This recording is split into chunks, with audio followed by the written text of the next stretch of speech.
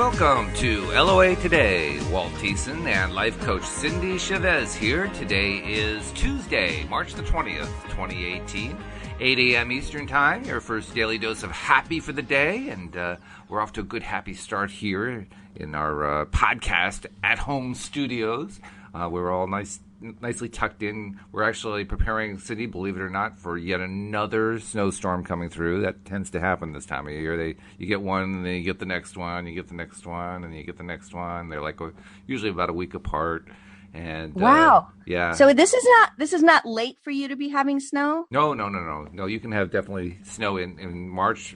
Snow has even appeared in April or even early May. It's wow. Yeah. In fact, that's why gardening season around here, they don't dare do any annuals planting or anything like that until after Memorial Day, because that's the only time you're really, really, really safe. Oh wow, which is in May. Yeah. Wow. Yeah. Well, I hate to break it to you, but it's in the 70s this week here. Well, that's really rough. No snow I'm sorry happening. to hear that. That's so discouraging. No, absolutely. I think that's wonderful. In fact, I'll tell you quite honestly, because we need to get the gardening season going for Louise's gardening business. So we're working on trying to influence the weather to reduce or eliminate the snow. So actually having that image of 70-degree weather, the blue skies and the sun, that's actually the right image to have. Because if we can hold that and get excited about it, this snow is not going to happen. It's going to turn into nicer weather. And we see it all the time, where it looks like it's forecast to be one way and doesn't happen. Well, especially with this one, because last Friday they said we were going to get about 5 to 10 inches, and then over the weekend it disappeared, and then yesterday it reappeared 3 to 6 inches. So, it's very flexible. It's very fluid. There's absolutely no reason to think that we're locked in on it. So, yeah, I think it's definitely influenceable. So if you're living in the East Coast, particularly in the Northeast, and you're sick of winter and you want the spring to arrive, guess what? You can help make it happen. Just get excited and focus on how much you love the beautiful weather, and together we will be able to keep it at bay. It's just a question of whether we're willing to actually do it. So there you go. That's it. So Go ahead. Go ahead. I was just going to say, we had beautiful weather this weekend, and we were, but it was supposed to rain. The forecast said all day Saturday rain, and even the radar looked like heavy rain. And this weekend was St. Patrick's Day, and our city has a really big parade.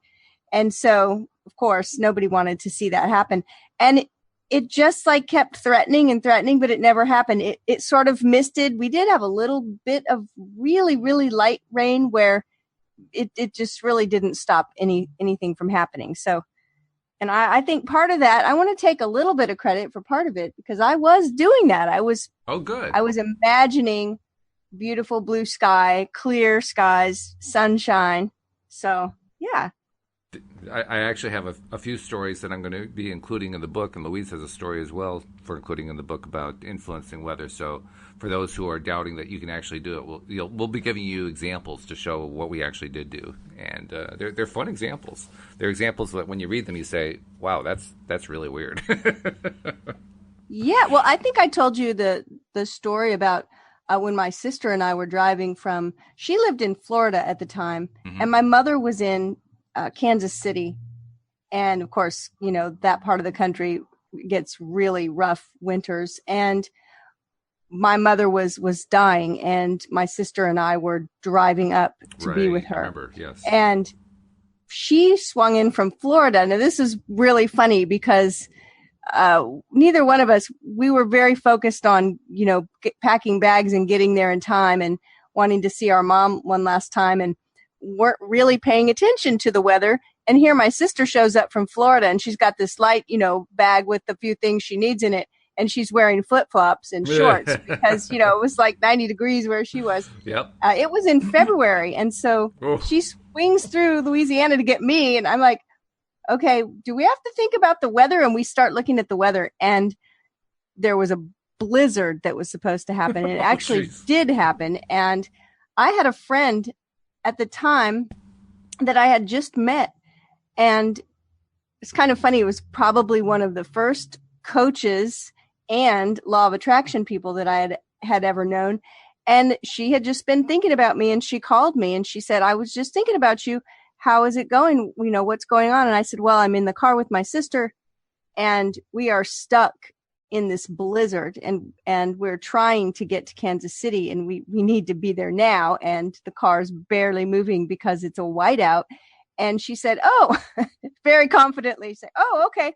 Well, you can manipulate the weather. I'll see what I can do. And she was like off the phone in like a couple of minutes. And I was like, what?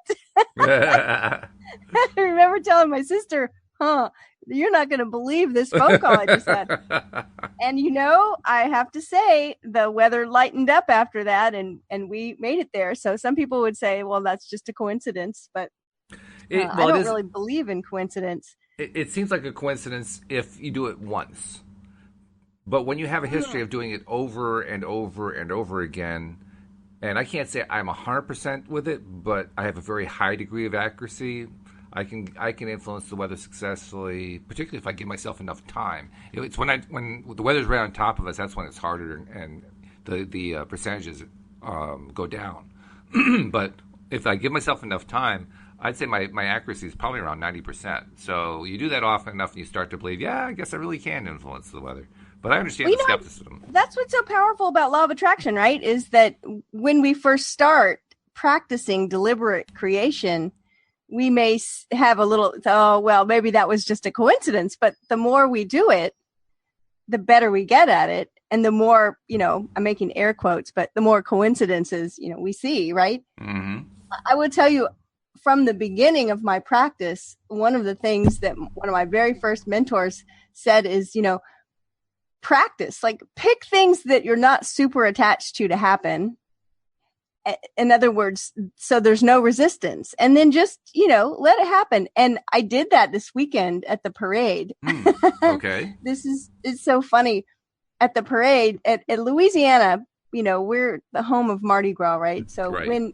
when we have parades, and I don't know that this is true at parades in the rest of the country, but our people on the floats throw beads and throw little things, right? Frisbees, little bouncy balls, candy. Wow. One year I was looking back, and I looked back at the parade and got hit right above the eye with a frozen moon pie. Oh, jeez. Which was pretty much like a hockey puck. Yeah, right. Oh. I don't want that to happen again. No. But here's what happened this year. It was kind of funny. I said, I'm going to catch a snake tomorrow at the parade. And I don't know why I said that particular thing, but doesn't St. Patrick have something to do with snakes? Well, the myth is that he helped drive snakes out of Ireland, although the reality seems to be that there never were any snakes other than druids. But So that must be why I said, okay, what am I going to catch tomorrow? I'm going to catch a snake and a unicorn. I was just being silly, just picking some things. So the parade happened, and the thing that I collect from the parade every year are these little rubber bouncy balls. They look like marbles, and they're about, I don't know, maybe 1 inch in diameter. And so I kept running after those when I would see them bouncing towards me. And then the parade was over. I didn't catch a snake. And I kind of said, I really thought I would catch a snake. But here's the thing. I've never seen them throwing any kind of snakes from a parade. It would be easy to say, I'm going to catch a Frisbee, because they're throwing those, and they're throwing footballs, and they're throwing bouncy balls and lots of beads. Well, so we got in the car after the parade to drive down to the bottom of the hill where it is a big, huge, crazy party that lasts all day after the parade rolls. And it's a mess down there. The road is like 6 inches thick with beads. Like you couldn't ride a bike down there. 6 inches thick. Oh, wow. It's just, there's just you get so as much stuff. beads as we get snow. So we're driving. Of course, the traffic is very, very slow, and pretty much stopped through this one intersection. And I look over and I see a bouncy ball on the road with all the beads and all the other stuff that's on the road. And it was a really pretty one. And the car was stopped. So I said, oh, I have to have this bouncy ball. So I opened the door and I hopped out and I ran over to pick it up. And what do you think was right next to it? A rubber snake. So I picked it up. I said, yes, look what I got. I didn't catch it, but I grabbed it and it was connected to the parade. And That's then about funny. a block up, I saw a little unicorn, but I didn't get out and grab it because it had been run over by cars and it Oh, wasn't in very good shape. But that's just a little fun thing to do with your practice that, mm-hmm. if I wouldn't have caught a snake or a unicorn, it wouldn't have mattered. But of course, the I wouldn't fact have been that disappointed. yeah, well, the fact that it wasn't a big deal that meant your resistance level was going to be low, so you're going to have a much higher degree of success. So that kind of thing makes sense.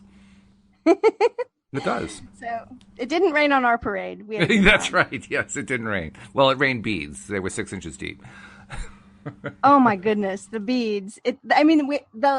As soon as the last float goes by, the very last float is always a fire truck, has the siren on. It's like, okay, the parade's over, and then the next thing to roll by is usually the street sweepers. But this year, in front of the street sweepers, they had one of those like tractor things with a ginormous scoop on it, just scooping. So you essentially have your equivalent of a snowplow. Yes, it was like a bead plow. A bead plow, yeah. Do they make piles of beads like they do with the snow? Well, there were. I mean, I should have taken pictures. It's amazing. Not quite as big as the snow piles, but That's funny though. Well, it actually fits too because whenever we're talking about something regarding something we want to manifest, particularly weather or anything that feels like it's a really big project. I don't know if I can pull that off. Well, the key to making any of that work, of course, is not just putting the request out there, but how you feel about it. And if you're feeling excited about it and you can focus on it for a while with your excitement and you're talking to others about how excited that you are that the thing's going to happen, whatever the thing is, so you're influencing the weather. I'm going to have, they're saying snow, but I'm saying sun, and boy, is it going to be great. And I'm getting really excited about how much the sun is going to be there. I'm going to get out and do stuff that I can only do when there's no snow on the ground, and the weather's going to warm up, and we're going to be able to do the gardening, and just get into the thing and start feeling good about it and getting excited about it. That feeling is what makes it work. Because where I find that I trip most often is when I have my resistance level high, I can't get my enthusiasm high. So the flip side of that is if I can get my enthusiasm high and stay there and help myself believe it by repeating it over and over again, my resistance goes down. So and I think that's why it's important to hold it lightly. Which means what? Well, in other words, we have desires. So it's like when we want a sunny day and we don't want it to rain on our parade. It's easy to get, like you said, if your resistance level is strong, it's hard to get really enthusiastic because we're like, really want this to happen in a certain way. Exactly. But if we can bring ourselves to the point of knowing, it's like one way or the other, everything will work out. It'll be fine. Hey, if it doesn't work out, if it rains, it rains. It's like holding on to that desire in a way that's a little lighter and not so tight-fisted, holding on to that desire like it has to be this way, because that just causes more resistance. And that resistance is what stops things from happening and makes us say, well, this stuff doesn't work. Right. Right. That's the hardest concept of all. That one took me the longest to get. The idea that when I try to attract something and it doesn't show up, it's because I resisted it. I remember the first time I heard that concept, and I believe it was from an Abraham workshop on YouTube or something. And my first reaction was, resist? Where's my resistance switch? I don't know how to turn it off. I don't even know when it's on. How can I tell when I'm resisting? I don't know. I was lost. I think that sometimes people think, you probably have some resistance around this. No, I'm not resisting it at all. I really want this. Mm-hmm. Right? Yeah. Oh, yeah. Because often we think of resistance as being like pushing it away or saying no, but often resistance is attachment. So we're like so attached to a particular outcome. We just, it's like as a relationship coach, people that come to me because they've got to get their ex back, or, they want to have a relationship with a particular person. It's like, no, I won't be happy until, I have this person in my life. And it's like, that's so much resistance, because when you're that attached to an outcome, you're just resisting every other possible thing. And it's like just too much. And I found that the concept of attachment is a two-edged sword, because there are certain ways to attach that are actually really good at speeding the whole thing up. There are a lot of other ways to attach that drag the whole thing to a halt. And what it really comes down to is your attachment positively or negatively oriented? I mean, there are people like you say who will say, well, I'm really attached to getting my ex back, and I'm focusing on it so much, but it's not happening. And my instant reaction is, no, you're not focusing on the positive of getting your ex back. You're focused on the negative that you don't have the ex. That's where your actual attachment is, and that's what gets in the way. If you can actually attach on how excited you are and how great it feels, and you actually stay in that attachment, that actually helps speed it up. But the flip side is if you're focusing on it's not here yet and it's got to show up, you're killing it. You're absolutely killing it. Yeah, that's why, as we've been moving through the book, we've been studying this book, Money and the Law of Attraction, Learning to Attract Wealth, Health, and Happiness. And one of the things that we've covered so far was the idea of pivoting. Yes. And that's been really powerful for me, because I think I didn't realize how much I don't pivot when I have the opportunity, because I've been so focused on it now that I've really been using this a lot, this pivot exercise, which basically is just when we recognize there's something we don't want going on, to ask ourselves what we do want, and then to go a step further and start focusing on the reasons why we want that thing, mm-hmm. and how it's going to make us feel, yes. until we can really step into that identity of the person that already has it. I think, yes. It's so different to start. And I've been doing it a lot. When we first started that section in the book, I was, I don't know how to say it, trying, my body felt like it was trying to come down with a cold. Like I kept waking up with a little bit of a sore throat, and it was like one of those sensations where, in my past, I think I would have said, here it comes. Like, here, I got to get ready for this, because right. In a few days, I'm going to be down with a cold. But I kept pivoting and saying, well, I don't want to be sick. And the real trick for me was that immediate, why not? Why? Because I want to be well. Why do you want to be well? Because I don't want to be sick. No, that's not good enough. Why do you want to be well? Because when I'm feeling well, I have better energy. I get more accomplished. It feels pleasant to feel better. I want to feel vibrant. I want to feel good. I can help more people. I can do more things. I can enjoy life better, and go on and on. And I never did get the cold. And it was like maybe almost 2 weeks of playing with it. And on a scale of 1 to 10, with 1 being completely fine and 10 being worst cold ever, I never got past maybe a 2 or 3. That's good. And I didn't do anything else to prevent it. I just kept pivoting and going to the place of, oh, it feels so good to feel good. I can get so much done. I feel so much happier, instead of, I don't want to feel bad. Mm-hmm. So you're so right about that. That brings it, focusing on what we don't want. Focusing, even when we're saying, because I want this, because I don't want that. As soon as we go, because I don't want that, we're back over there in that corner of what we don't want. In fact, that whole thing about I am going to focus on this and influence it, even though I'm not feeling there, but I'm going to try to get there. When you're doing it early on, that actually makes a bigger difference, because the momentum hasn't built up yet. So it is easier to catch it at the beginning, just as you start to feel the symptoms. It is easier to catch it. I don't mean catching the cold. I mean catching the fact that it's coming on. Right. And stop it and reverse it. You can reverse it at that point. It's not that you can't reverse something after it has manifested. It's just it takes a little bit more. It takes more energy. It takes more attention. It takes more excitement. It takes more work, in a sense. But if you do it early, it's a lot easier to catch it. So that's the beauty of it. Even if you're not doing it perfectly, you still can stop it. You don't have to be getting it right. I never realized how much in the past that I actually just kind of got ready for it. I'm not saying I throw the welcome mat out for a cold, but it was sort of like, okay, well, Well, we treat it like it's inevitable. Well, no, Yeah. as soon as we feel those symptoms, oh, well, that's it. I'm done for. That cold's going to come no matter what. That's our normal reaction. And Yeah, it isn't and until it's so not we true. say, no, it's not true at all. No, and it isn't until we finally decide to say, you know what? I'm not going to buy into that this time around. That's when you have the chance. Well, before we jump in to the book, do we have announcements to make? Let's see. Well, for those who are not aware of it, we know that we have now a new time slot on Sundays. Sundays, we are now moving to the evening hours, and in fact, we did our first evening show this past Sunday.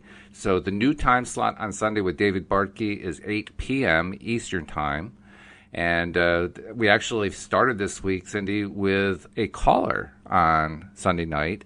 And that caller was somebody who had called in last October to ask David and I for some ideas. She wanted to manifest a particular house with some very particular features and aspects and characteristics and so forth. And she called in with a report to tell us that approximately 2.5 months after she'd put the request in and was talking to us about how to get her energy up and so forth, on New Year's Day, they found the house. Yay! And the remarkable thing is that they found it on New Year's Day when nobody's out and about. They were out. They were moving from your neck of the woods, your old neck of the woods, Southern California, up to Northern California, and they had already made the move, but they didn't have a permanent home yet. So they were out walking in a neighborhood they hadn't walked in before, and came to this cul-de-sac and saw this house, and they just stopped. It's like, that's it. That's the one. And there's a for sale sign outside, and they as they're watching, what appears to be a realtor and a client walk up to the house, open the lockbox, and go inside the house. And they say, this is amazing. So they go up and knock on the door. The realtor comes over. Can we look at the house? He says, well, this is a private showing, but you can feel free to look around if you like. So they did. They loved it. They put in an offer, and a month later they moved in. And it had What a everything. great story. And it had everything on their list that they wanted, except for, it had part of one. It didn't have the complete thing. What she had asked for was so unbelievable. I'm not sure she could have found this house. She wanted a house that had a working fireplace in every room in the house, inclling the bathrooms. Yeah, that's not going to be easy to find. That's a bit of a stretch. But what they did get was a house that had a great big real fireplace, and then she satisfied herself by getting these little electric fireplaces to put into the different rooms of the house where she wanted one. Wow. But everything else was check on their checklist of all the things they wanted. On New Year's Day. On New Year's Day, yeah. Yeah. So we had our first listener manifestation story, which was pretty cool. Wonderful. Yeah. That's fantastic. It is. It's really good. It's good stuff. Good stuff. So let's get to the book, because Let's get to it. We got some progress to make here. So we're on the section called I Know How I Want to Feel, which ties into what we were talking about. I Know How I Want to Feel. If you're following along with us, I'm in the paperback version. It's Money and the Law of Attraction, Learning to Attract Wealth, Health, and Happiness. Esther and Jerry Hicks, The Teachings of Abraham. And we are beginning at the top of page 41 with this section called I Know How I Want to Feel. Sometimes, when you're in the midst of an uncomfortable situation, you struggle to find any positive aspects within it. Some things are intolerable. Some things are so big and so bad that it does not seem possible for you to find anything positive about them. But that's because you're attempting to take too large of a jump from the awfulness of what you're focused upon to the solution that you desire. In other words, if you want to find an action solution right now that will fix this, but you find yourself in a situation where no action that you can take seems appropriate, always remember that while there may not be a positive aspect to your action in this moment, while you may not be able to figure out what to do that would make you feel better, you always know how you want to feel. It's funny too, as you're reading that, I'm thinking about something that Joel likes to talk about, because the first third of that paragraph, about 1/3 in, it says it does not seem possible for you to find anything positive about them, but that is because you are attempting to take too large of a jump from the awfulness of what you are focused upon to the solution that you desire. And the word that he has invented is awfulizing. Awfulizing is where you take any situation and you make it far worse in your mind. I had a friend that did the same thing. Her word was catastrophize. Catastrophize, yeah, same deal. And it's amazing. We do awfulize. We talked about that when we were talking about the weather a few minutes ago. People awfulize the weather. They awfulize colds. They awfulize all these things that are within their power to influence, and they decide, nope, they're not in my power. And not only are they not in my power, but I'm going to feel really miserable about them. Right. Sometimes, occasionally I'll catch someone say, if this happens, I'm going to be so upset. And I'm like, why are you planning to be upset? Like, you just created a plan, right, to be miserable, right? Yeah. We don't have to do that. And also another thing that we tend to do that falls right into the same category is sometimes we use language that does awfulize or catastrophize something, right? We'll say, oh my goodness, like I got to the store and it was a total nightmare. Yes, like, right. It's like, no, the Titanic was a nightmare. Like, yes. Right? It's like, oh, yes. It was a disaster. It's like, well, no, Hurricane Katrina was a disaster. It's That's like, right. We can pull back a little bit. Just because we have to wait an extra 5 minutes in the grocery store line to check out does not make it a disaster. Right. So it's a bit like someone saying, I've just jumped out of an airplane and I have no parachute. What do I do now? There are situations where, given the current circumstances, there's no action or thought that at this point will make a significant enough difference to change the outcome that is barreling in upon you. And in the same way that sometimes you cannot find any action that will fix things, there is no thought that will immediately change it either. But if you understand the power of your thought and the incredible leverage that consistently good-feeling thoughts provide, and you begin deliberately choosing your thoughts by utilizing the guidance that your feelings or emotions indicate, you can easily transform your life into predominantly good-feeling experiences by focusing upon the improved feeling. If you're able to find even the smallest feeling of relief in a deliberately chosen thought, your gentle path toward your solution will begin. Now, all of this starts in italics. So if you're able to find even the smallest feeling of relief in a deliberately chosen thought, your gentle path toward your solution will begin. What to do in certain situations may not be clear to you, and you may at times not even be able to identify what it is that you want to have. But there is never a time that you're unable to identify, to some extent, how you want to feel. In other words, you know that you would rather feel happy than sad, refreshed than tired, invigorated rather than enervated. You know that you would rather feel productive than unproductive, feel free than confined, feel growing than stagnant. There's not enough action available. Go ahead. By the way, I wanted to point out that, excuse me, if you are falling out of that plane without that parachute, you can still try to apply your thoughts to it. If you can get yourself really excited, it is possible to survive something like that. There are people who have survived that. But I think what Abraham is saying is, don't wait that long. You don't have to wait till the last second. You can actually change your thoughts way before that, way before you get into that bad situation. So, just cut yourself some slack. Don't set yourself up and say, well, this bad thing is coming, but I'm not going to change my course because, by God, I'm going to work my way through this one, and I'm going to put it to the test, and I'm going to show them just how powerful I am. Well, okay, have fun, but I would recommend taking the path of least resistance. It's a whole lot more fun and a whole lot easier. Well, and I like the way, they're pointing out here that even if we don't know what we want to have, we generally can get some idea of how we want to feel. And one of the things I know that sometimes people really just want to feel relief. And True. Sometimes that's good enough, is just a little bit of relief. Yeah. So it says there's not enough action available to compensate for misaligned thought.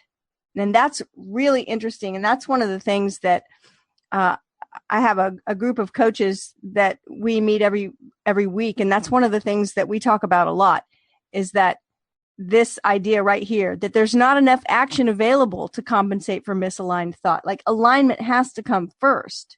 Yes. Because if you're not aligned, you can take all the action in the world and you're not going to get the results that you want. And then you're just spinning your wheels. And we've all been in situations where we could say that, I think. It's like, oh my goodness, I worked so hard on this and it just never got any traction. I just never had a success with this project. And I tried and tried and tried.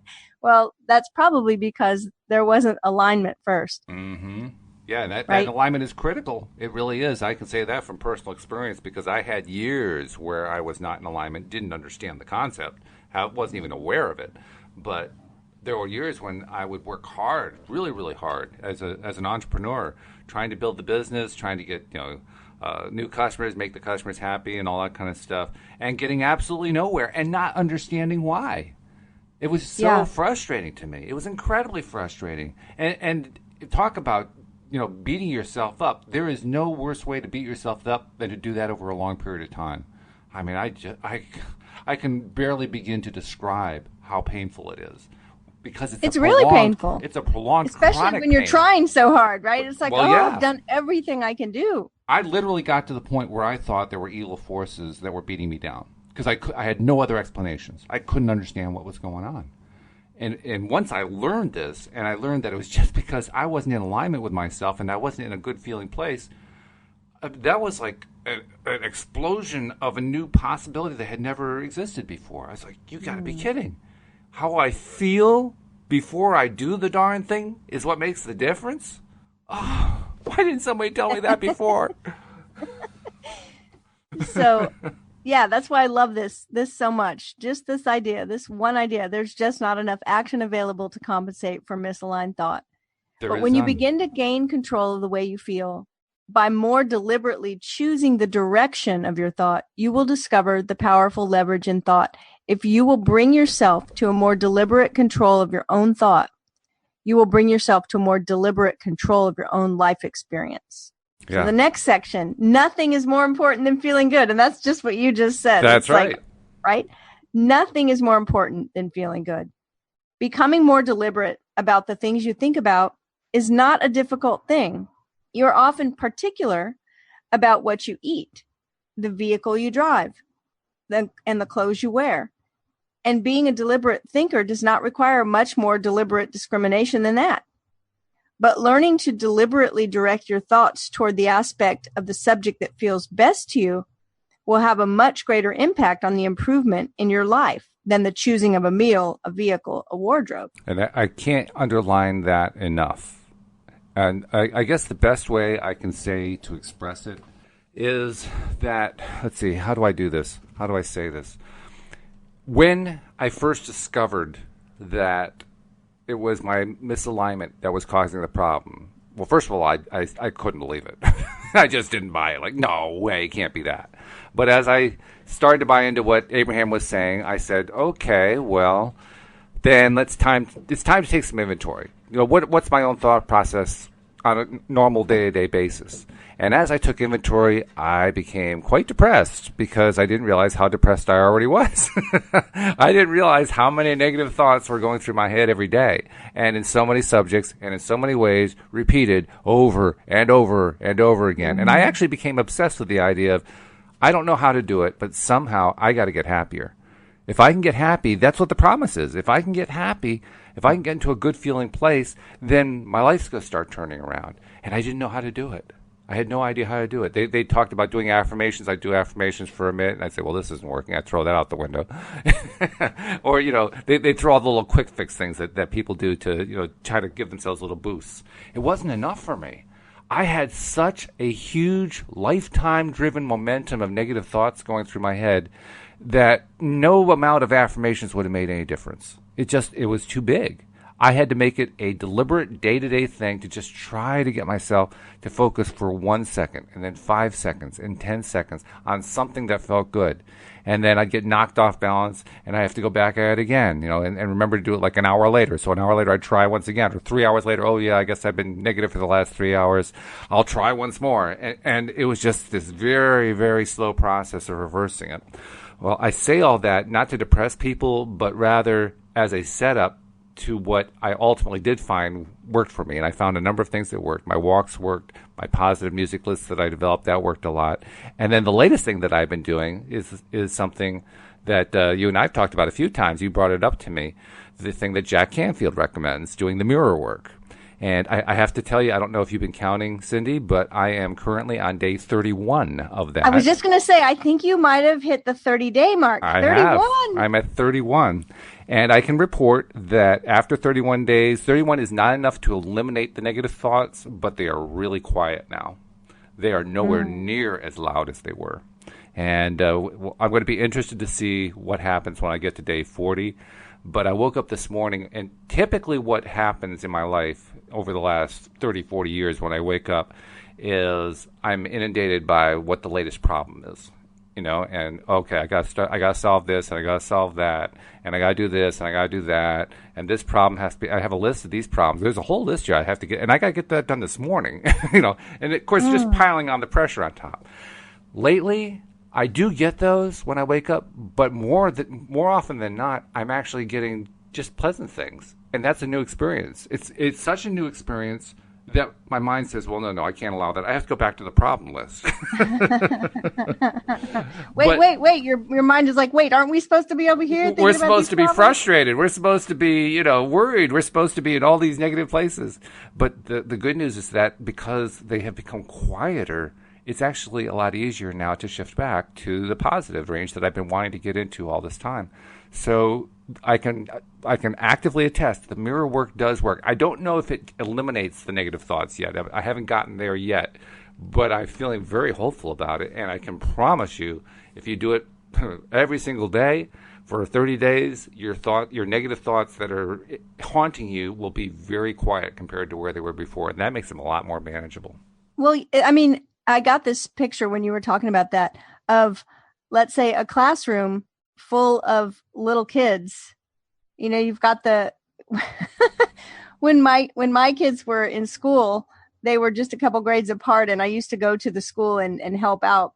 And I remember one particular holiday where there was like class parties going on, and there were two different teachers, and the one teacher was like had kids of her own that were already grown and in college or whatever. The other teacher had no children, and the parent, that the teacher that was a parent herself, it was so funny because she had this party spread out of little tuna sandwiches and celery sticks and carrots, and I think there were some chips, but it was like the other classroom.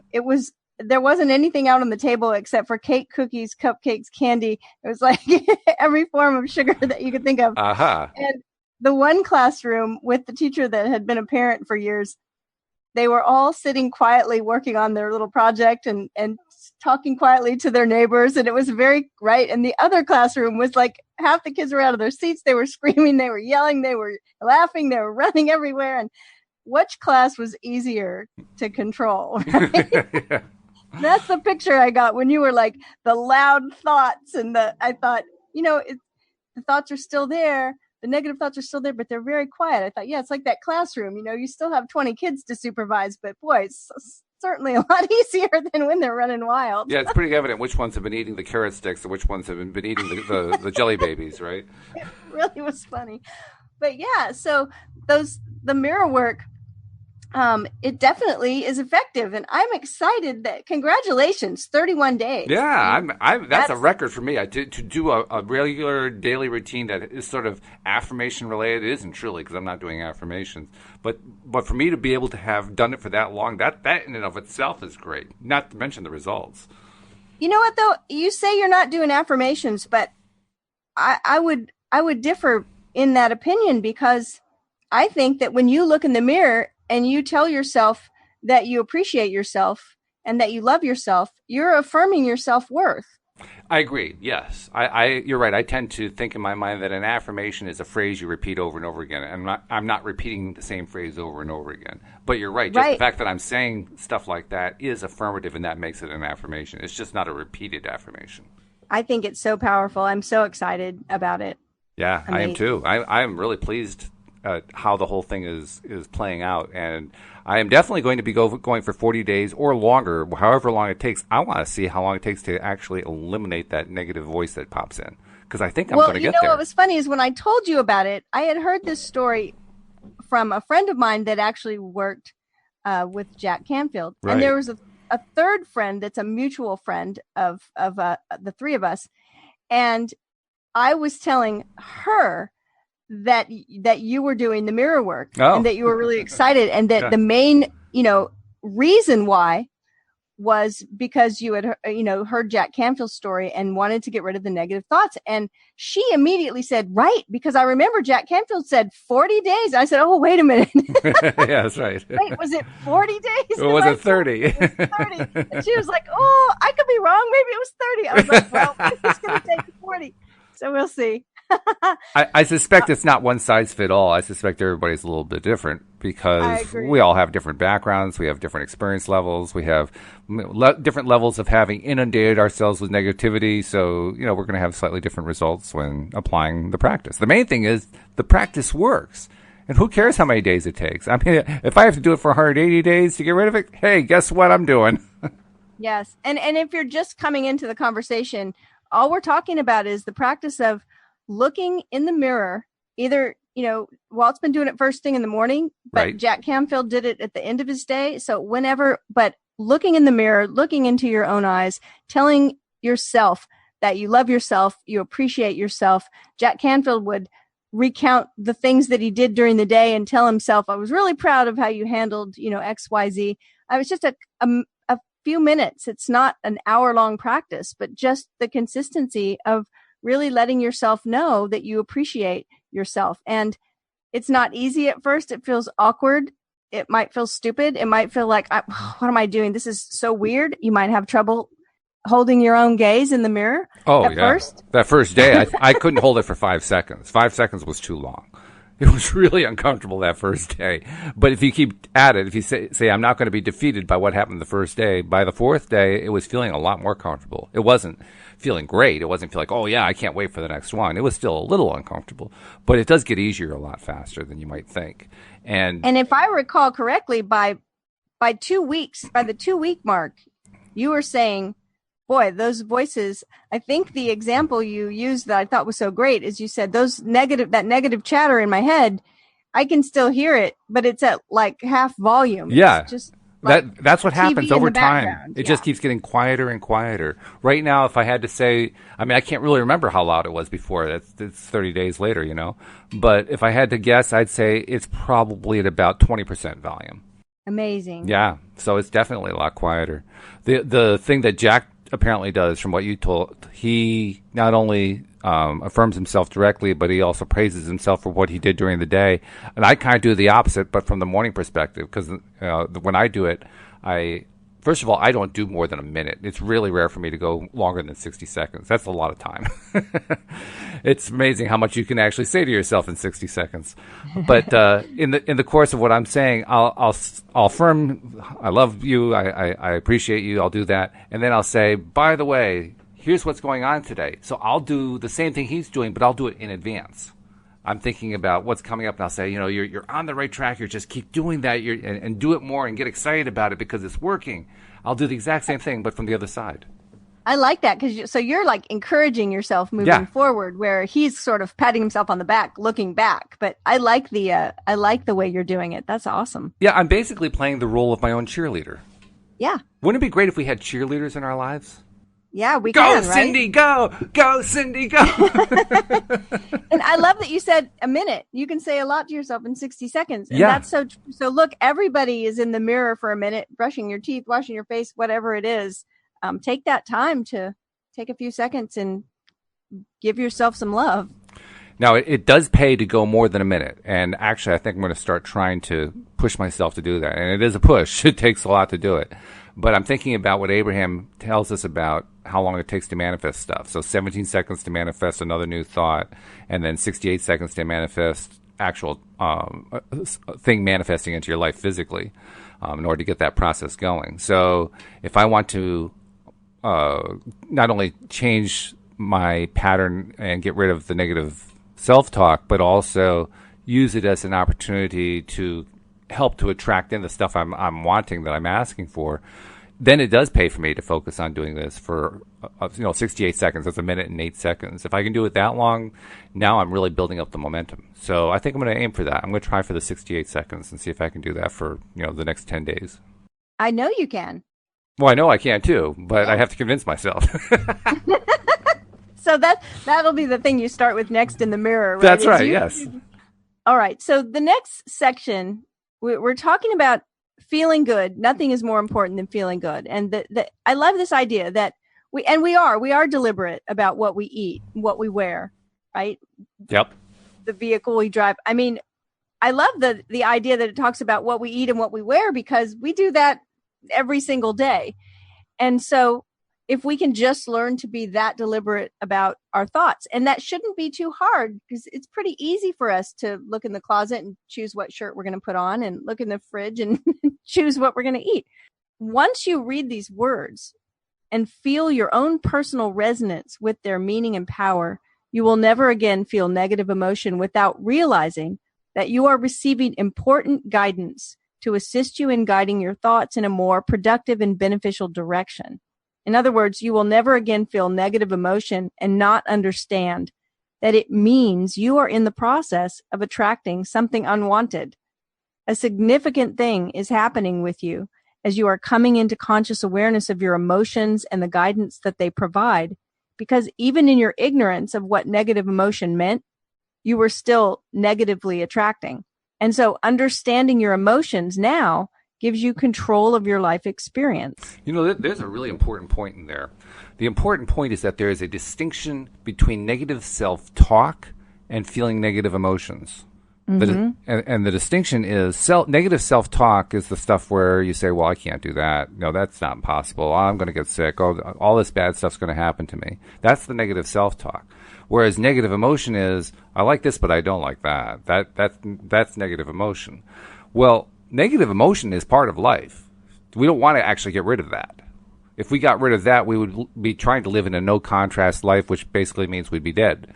So we don't really want to get rid of all the negative emotions. We want to choose the stuff that we like, that's our positives, that feels positive to us. We want to consistently choose the positive and say, no, I don't want the negative. But we don't want to eliminate the choice, because without the choice, we don't know where the positives are anymore.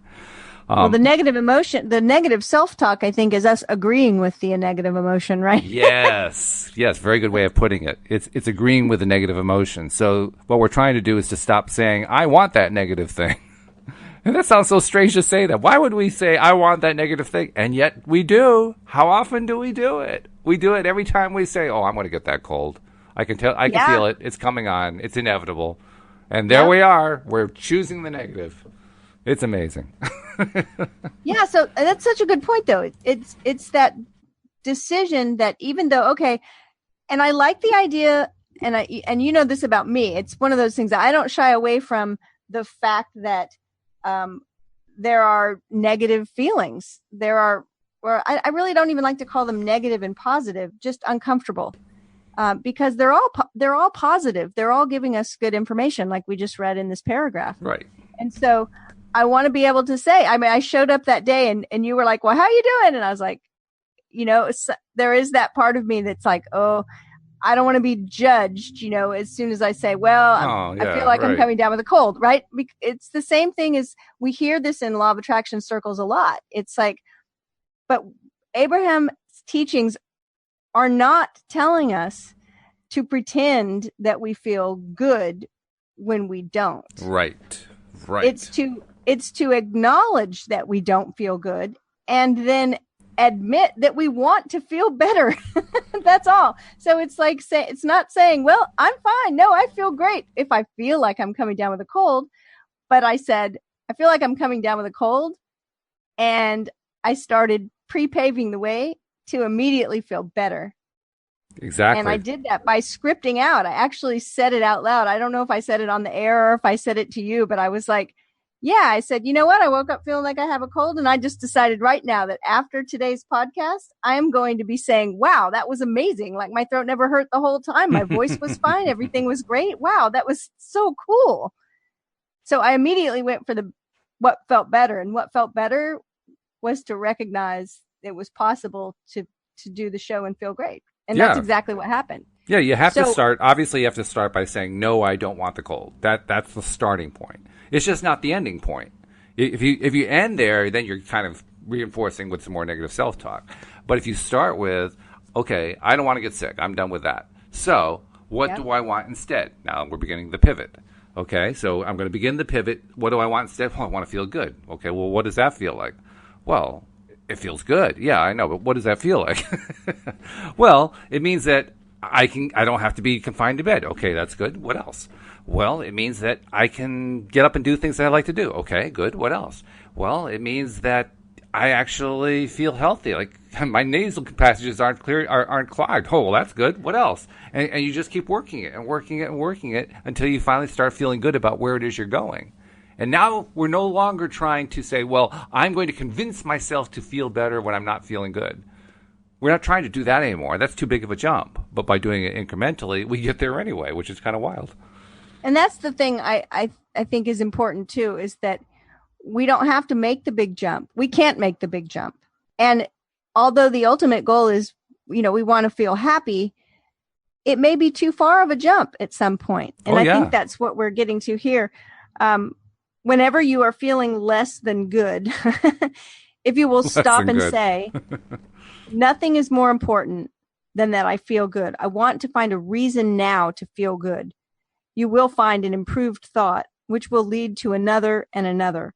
As you develop the habit of looking for good feeling thoughts, the circumstances that surround you must improve. The law of attraction demands it. When you feel good, you experience the sensation of doors opening as the universe is cooperating with you. And when you feel bad, it feels as if the doors are closing and the cooperation stops. Anytime you feel negative emotion, you are in the mode of resisting something that you want. And that resistance takes its toll on you. It takes its toll on your physical body, and it takes its toll on the amount of wonderful things that you are allowing to come into your experience. Through your process of living life and noticing things wanted and unwanted, you have created a sort of vibrational escrow, which in a sense holds for you those wanted things you have identified until you become a close enough vibrational match to them that you allow yourself a fully manifested receiving of them. Let me interrupt for a second, too. Mm-hmm. There's a really important word in there. The vibrational escrow holds for you those wanted things you have identified until you become a close enough vibrational match. Close enough. It doesn't have to be perfect. I like close that. enough. That. It only has to be close enough. That means we don't have to nail it absolutely identically perfect. We just have to get close enough. Well, we can get close enough. That's easier. Yeah, I'm really glad you pointed that out. Because it takes some pressure off, right? Yeah, in a big way. It says, holds for you those wanted things you have identified until you become a close enough vibrational match to them that you allow yourself a fully manifested receiving of them. But until you find a way to feel good about them, even though they have not yet manifested in your experience, it may seem to you that they are on the outside of a door that you cannot open. However, as you begin to look for more positive aspects regarding the things that occupy your thoughts, and as you deliberately choose the more positive end of the stick of possibilities regarding the subjects that dominate your thought processes, that door will open, and everything that you desire will flow easily into your experience. And that stick of possibilities, of course, is what they call the two-ended stick, the thing and the lack of thing. That's the stick of possibilities. So you have lack of thing at one end, and you have thing at the other end. And a great example of that is what we talked about earlier, the people who want to attract the X back into their lives. And they're trying to convince us so hard they want to attract the X back, and yet what's really going on in their mind and in their subconscious mind is, oh, I so miss my ex, which is not the same thing. It's not at all the same thing. It's a completely different vibration. That's true. And that's a good point. I want to see, we've got how much time? 5 minutes? About 5 minutes, yeah. I think we can handle in a couple of minutes this next small section because I really want to read this section because I love the subtitle. Okay. It gets better, the better it gets. Yeah, that's good. I like that. That is good. When you deliberately seek positive aspects of whatever you're giving your attention to, you, in a sense, tune your vibrational tuner to more positive aspects of everything. And of course, you could tune yourself negatively as well. Many people struggle in an attitude of self-criticism as a result of negative comparison that has been directed to them from parents or teachers or peers. And there's nothing more detrimental to your ability to positively attract than a negative attitude toward yourself. So this is what we've been talking about a lot with the mirror work idea, right? Right. So sometimes by choosing a subject about which you have practiced fewer negative thoughts, you can tune yourself to a better feeling frequency. And then from that better feeling place, as you redirect your thoughts toward yourself, you'll find more positive aspects about yourself than usual. Once you find more positive aspects of the world that surrounds you, you will begin to find more positive aspects about yourself. And once that happens, finding more positive aspects about your world will be easier still. It's kind of a loop. It is. It's a self-reinforcing loop too. Yeah. When you find things about yourself that you do not like, you will find more of those things in others. You say, the worse it gets, the worse it gets. But as you are deliberately looking for positive aspects in yourself or in others, you will find more of those things. The better it gets, the better it gets. We cannot overemphasize the value in looking for positive aspects and focusing upon more of things wanted, because everything that comes to you is dependent upon that very simple premise. You get more and more of what you are thinking about, whether you want it or not. And therein lies the choice, whether you want it or not. The choice is, what are you going to think about, not whether or not you want it. The choice is, what are you thinking about? If you're thinking more about the negative, guess what you're going to get? You're going to get more of the negative. If you're complaining that this stuff isn't working, guess what? You're going to get more of this stuff isn't working. If, on the other hand, you start focusing and stay on, well, I would really like it. It would be so much better if I can enjoy that more. I can feel better about that. That would be really great. And you get more and more onto that one. You're going to get it. It's going to happen. As long as you just keep staying on that track. That's the key, staying on track. And it's the hardest part when you're in the early stages like I was some 10 years ago. The early stages of trying to get onto and stay onto a positive track, that's when all the momentum that's been going in the opposite direction is still fighting against you. That's where your resistance is coming in. But by sticking to it, that's when I found I had the best improvement. When I found those little bits of moments where I could just focus for just 5 seconds, 10 seconds, 15 seconds, trying to imagine what it would be like, how it would feel. And half the time saying, I can't imagine how it would feel. And then, coming back to it 3 hours later and say, well, I'll try anyway. I'm going to try to imagine how this will feel instead. Maybe I can get there through the back door. And just working and working and working and working and working. You do eventually get there. That's what I found. You do eventually get there. You do. And the thing that I always want to remind people, as well as remind myself, is that it's the small, consistent action that gets us there. Yes. And so, often we hear these inspirational stories of people that took a really big leap, and they are inspiring. And yet it's really, the success often comes with just the small, consistent action. So we don't have to beat ourselves up when we can't make that big leap. It's just be consistent, and you've proven that over and over. And the latest thing that you've proven it with is the mirror work. And it's just fantastic. And it's as old as human literature. It dates back to Aesop's fables. The tortoise and the hare. Right. The tortoise got there one slow step at a time, and he won the race because the hare was just off in all directions, and he was taking a rest and taking a nap in the meadow and all this other stuff. And all of a sudden, oh my God, he's almost at the finish line. That's right. Well, you get to the finish line if you take those little tiny steps, one at a time, one at a time, one at a time. And he won the race. Going. Hooray! Go tortoise! Just keep going. It's good stuff. Well, we're at the end. I think actually we're completely out of time. But Cindie, it's been great, and I can't wait to do this again tomorrow. Let's do it tomorrow. All right, and we'll see you all next time here on LOA Today. Goodbye, everybody. Bye, everyone.